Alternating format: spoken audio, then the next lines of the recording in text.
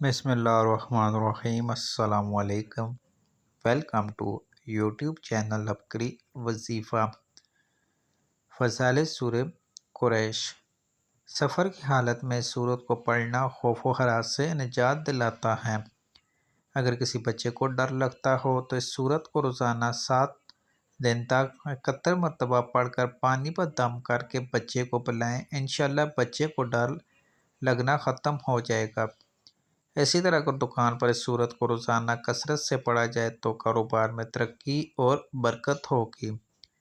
نماز فجر کے بعد اس سورت کو 20 مرتبہ 5 ماہ تک پڑھنے رہنے سے غربت ختم ہو کر مالی حالات بہتر ہو جائیں گے۔ یہ سورت ہر بیماری سے نجات کے لیے بھی مفید ہے، خاص کر موضوع بیماری جیسے بلڈ پریشر، شوگر، فالج اور بواسیر کے لیے۔ اسے بعد نماز عشاء 111 مرتبہ پڑھنا بہت اکثیر ہے۔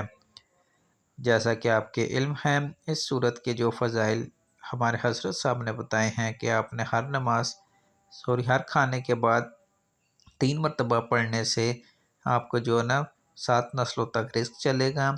اسی طرح اگر زہر کھانے میں ملا ہوگا تو وہ اثر نہیں کرے گا، اور تھرڈ آپ کو اچھے کھانے ملیں گے۔